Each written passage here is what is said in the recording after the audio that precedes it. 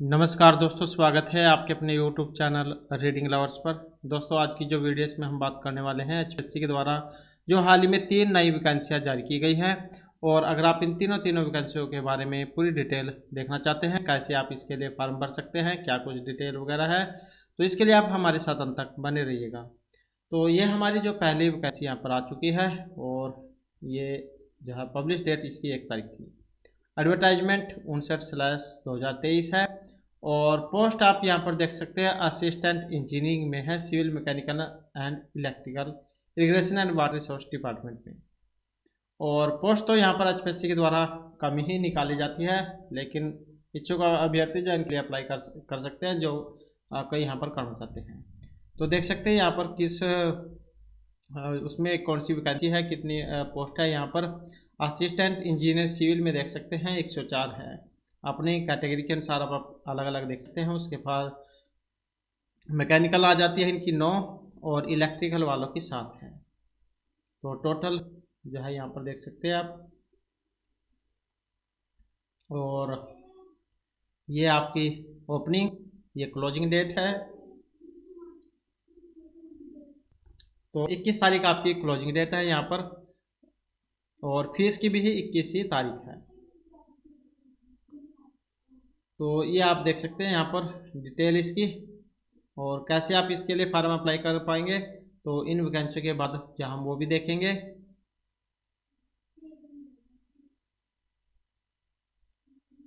और किसी को कुछ पूछना है यहाँ पर, तो कुछ हेल्पलाइन नंबर, ईमेल एड्रेस भी दिया गया है, जिन पर आप संपर्क कर सकते हैं।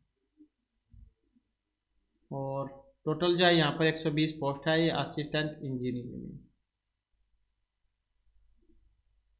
तो ये भी देख सकते हैं आप यहाँ पर जनरल की कितनी है, अलग अलग जो ये बताई गई है। उसके बाद फिर मैकेनिकल में, इलेक्ट्रिकल में, और ये आ जाती है क्वालिफिकेशन।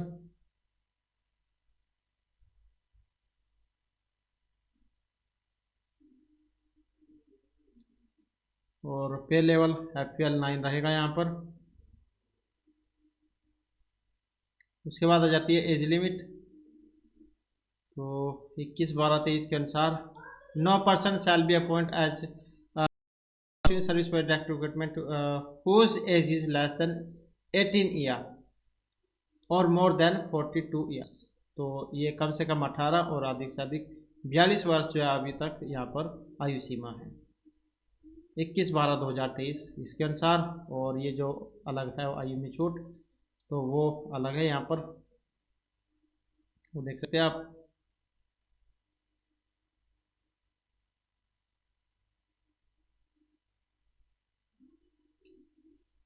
इसके बाद फिर जो नेक्स्ट जो है यहाँ पर आप देख सकते हैं इसमें। और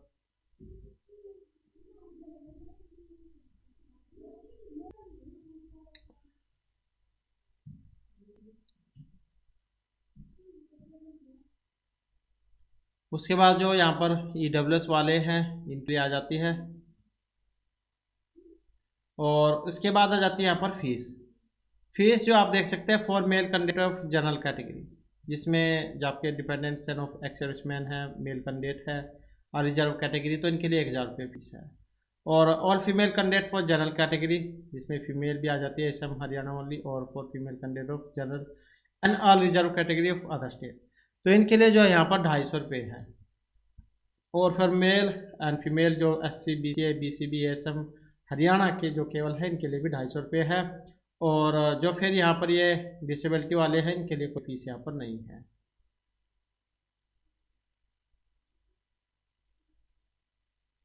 और fees will not be refund to those candidate who did not appear in the recruitment test. तो एग्ज़ाम देना ज़रूरी है, तो अगर किसी कारणवश से फीस वापस होती है, तो उन्हीं कैंडिडेट की होगी जो एग्ज़ाम देंगे।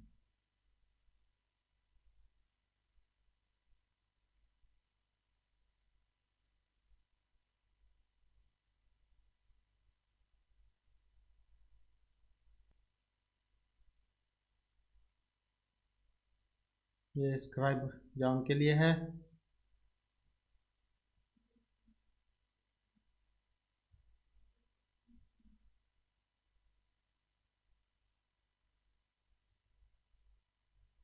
तो ये तो जो है यहाँ पर पहली वैकेंसी है, और इसके साथ ही यहाँ पर ये दूसरी वैकेंसी भी आ चुकी है। यहाँ पर इसकी पब्लिश डेट 2 तारीख थी, और ये पोस्ट है आपके अकाउंट की, अकाउंट ऑफिसर क्लास 2 में, HPCGL में, पावर डिपार्टमेंट हरियाणा।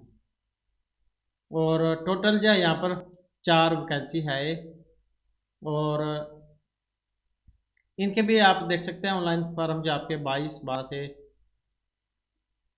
जो है यहाँ पर इस तारीख तक आप भर सकते हैं, और क्लोजिंग डेट भी 22 तारीख ही है।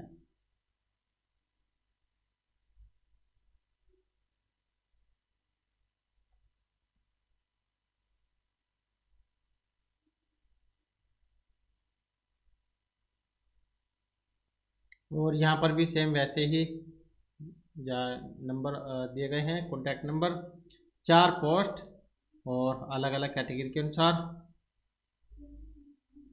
उसके बाद यहाँ पर क्वालिफिकेशन आप देख सकते हैं,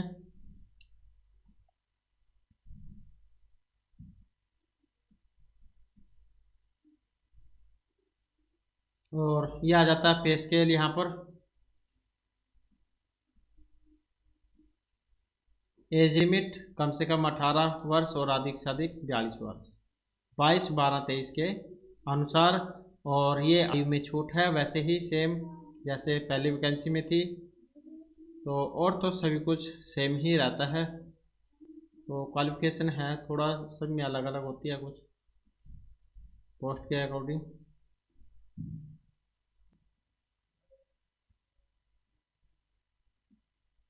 और ये फीस है सेम जैसे उसमें 1,000 रुपये, 250, और ये 250, और जो ये जो डिसेबिलिटी वाले हैं इनके कोई भी फीस यहाँ पर नहीं रहती है।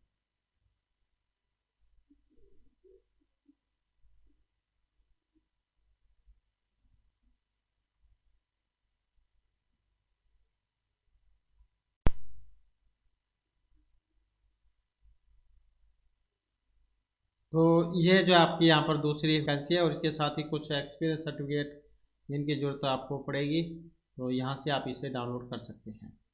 इसके साथ ही जो तीसरी वैकेंसी SCS वाली है, ये एडवर्टाइजमेंट अकाउंट/23 SCS executive branch and other life service 2023। Opening date 1 तारीख है, क्लोजिंग डेट इसकी 21 तारीख है। तो इन सभी भर्तियों के जो फॉर्म हैं ये शुरू हो चुके हैं, और यहाँ पर भी सेम वैसे ही कॉन्टैक्ट नंबर दिए गए हैं जिन पर आप संपर्क कर सकते हैं। ये हेल्पलाइन नंबर है, ईमेल, और 121 पोस्ट है यहाँ पर ये।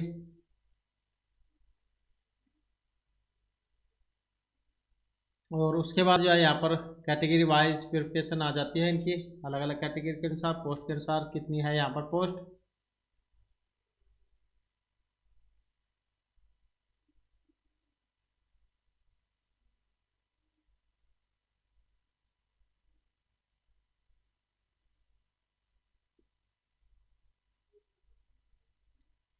और यहाँ पर फिर मेन एग्ज़ाम जो है प्री एग्ज़ाम कब होगा, 11/2/2024, 11 तारीख को आपका प्री एग्ज़ाम होगा। उसके बाद फिर 30 और 31 तारीख में आपका जो मेन एग्ज़ाम वो होगा, और इनके बाद फिर आगे आपका जो पर्सनैलिटी टेस्ट है वो लिया जाएगा। पहले आपने प्री क्वालिफाई करना होगा, प्री में जो मेरिट बनेगी उसके अनुसार फिर मेन एग्ज़ाम होगा, मेन के बाद फिर मेरिट बनेगी, और जो फिर ये पर्सनैलिटी टेस्ट होगा, फाइनल जो आपकी मेरिट बनेगी वो मेन एग्ज़ाम और जो इंटरव्यू है इनको मिलाकर बनेगी। और यहाँ पर ये प्री एग्ज़ाम में क्या कुछ आएगा आपका वो बताया गया है। टोटल 200 मार्क्स, और 100 मतलब 200 क्वेश्चन आएंगे, जनरल स्टडी के 100 और सिविल सर्विस के 100। ऑब्जेक्टिव आएंगे यहाँ पर, नेगेटिव मार्किंग तो है ही, हिंदी इंग्लिश दोनों माध्यमों में, और 0.5 मार्क्स नेगेटिव मार्किंग है। और paper 2 civil service aptitude test shall be qualifying paper with minimum qualifying marks 33%, तो इतने तो होने जरूरी हैं। बाकी मेरिट वो अलग ही है, मेरिट तो बनेगी ही, इतने तो पास होने जरूरी हैं। और the result pre exam shall be based on the marks obtained in paper 1, only provide the candidate has score 33% mark in civil service aptitude test paper 2। तो 33 लेने जरूरी है, मेरिट अलग रही तो वही फिर सेकंड एग्जाम में जाएंगे।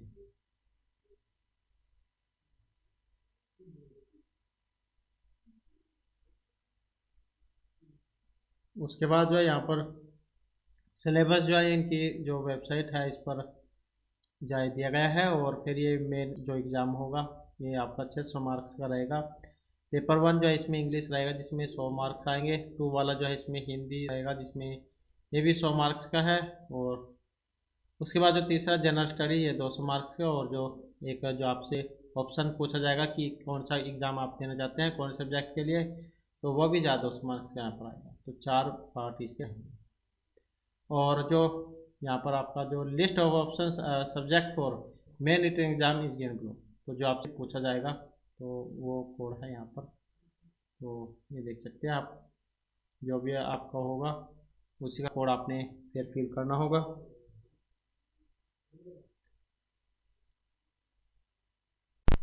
और ये list of compulsory subject with their code for the main written exam is given below, तो ये भी देख सकते हैं आप यहाँ पर।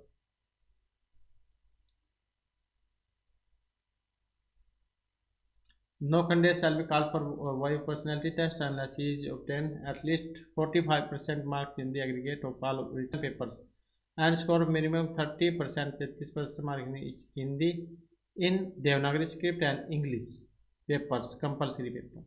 The final selection shall be based in the merit list to be prepared on the basis of total marks obtained by the candidates in the written exam and personality test performance out of 675, क्योंकि 600 का तो second paper और फिर आगे 75 का ही है, तो इनको मिलाकर बनेगी फिर फाइनल मेरिट।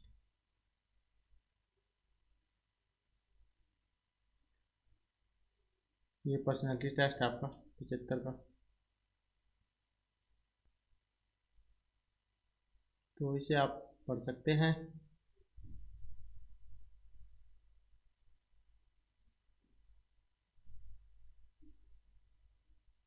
उसके बाद जो एज लिमिट वैसे ही सेम है, कम से कम 18, अधिक से अधिक 42 वर्ष है फिलहाल तो हरियाणा में। और ये डीएसपी पद के लिए कम से कम 18 और इसमें 27 वर्ष है। ये आयु में छूट वो अलग है यहाँ पर।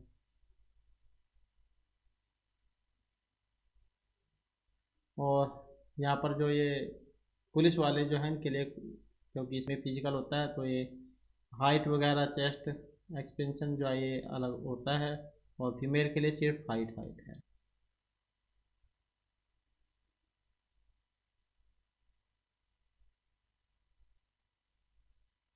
और ये फिर क्वालिफिकेशन और एप्लीकेशन फ़ीस, ये एप्लीकेशन फ़ीस जहाँ सेम रहती है एचपीएससी में, वैसे ही जनरल 1000 और सभी के लिए 250, और डिसेबिलिटी वाले जो उनके लिए कोई फ़ीस नहीं होती है।